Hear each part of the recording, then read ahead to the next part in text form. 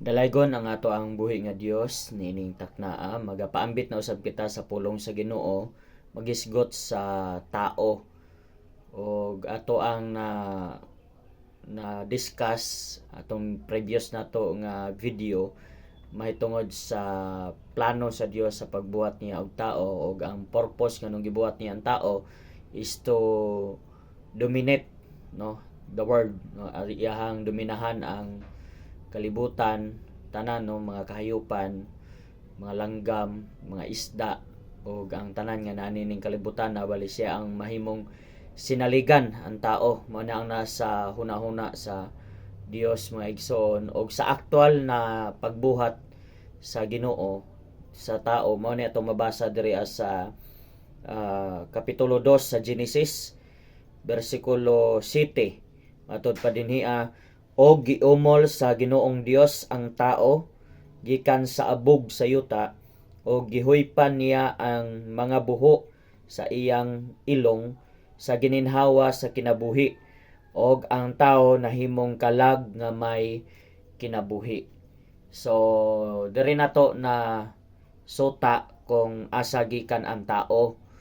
Ang atong lawas, kining lawas nato gikan siya sa abog, no, giumol sa Ginoo, nagtigom ang Ginoo og abog gikan sa yuta,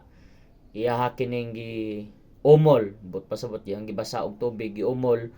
giporma niya og tao, no, gibuhatan na niya og mga bahin sa lawas sa tao gikan sa ulo hangtod sa tiil, tanang bahin nga naa sa ato ang lawas giporma na sa Ginoo. Pero nagpabili na siya nga estatwa, magpabilin nga wala siya'y kinabuhi, hantod nga wala ni siya huypi, no, or God's breath kana iyahang gininhawa, iyahang gihuypan ang buho sa ato ang ilong o dinhi ang tao nahimong kalag nga may kinabuhi, no. So ang tinuod nga kalag kita, no, tinuod nga kalag nga buhi kita nga tao. Ang kalag is composed na siya sa lawas, kini atong lawas nga yutan-on gikan man ni sa yuta, gikan sa abog, ug mao ni ang pag-create sa Ginoo, no, giumol ta niya, giumol, giporma, gihaguan gyud ta niya, no, ang tao. Tapos ang iyahang giporma mao si Adan, no, si Adan kung imong tan-awon ang maong sugilanon, ginganlan niya og Adan, ya pagkahuman ang ilong ni Adan sa dihang naporma na ang tao gihuypan sa Dios, no, gihuypan sa Ginoo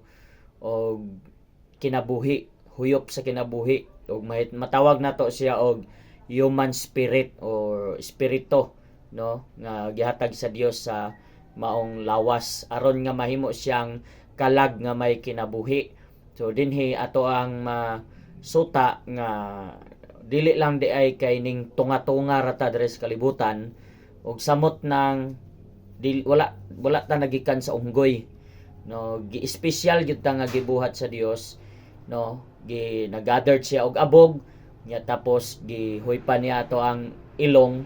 ni Adan og naanay kinabuhi, no, naanay kinabuhi si Adan, kabalo na siya istorya ug ang iyahang tahas, no, sa tao iyahan ang gibuhat o ginahinay gipanganlan na niya ang mga kahayupan, no, sa iyahang mga palibot kutob sa iyang nailhan siya nagpahingalan ni ana ug mao man na ang iyahang buluhaton sa tao kay mao may magdominar diri sa kalibutan mga igsoon. So mao na ang purpose nganong nagbuhat ang Dios o tao aron naa siya masaligan diri sa kalibutan nga iyahang gibuhat, no, iyahang binuhat mga igsoon. So ato ang buhaton, buhaton lang nato, no, kung unsay angayan nato yung buhaton sumala sa kabubuton sa atong buhi nga Dios og maupod ni ang tahas nga gihatag sa Ginoo ngadto kang Adan mga igsoon. So salamat sa ato ang buhi nga Dios og mao ni ang pag-create sa Dios, no, sa tao, mao na nga naay tao sa kalibutan kay naay Dios nga nagbuhat sa ato. Dalaygon ang ato ang Ginoo.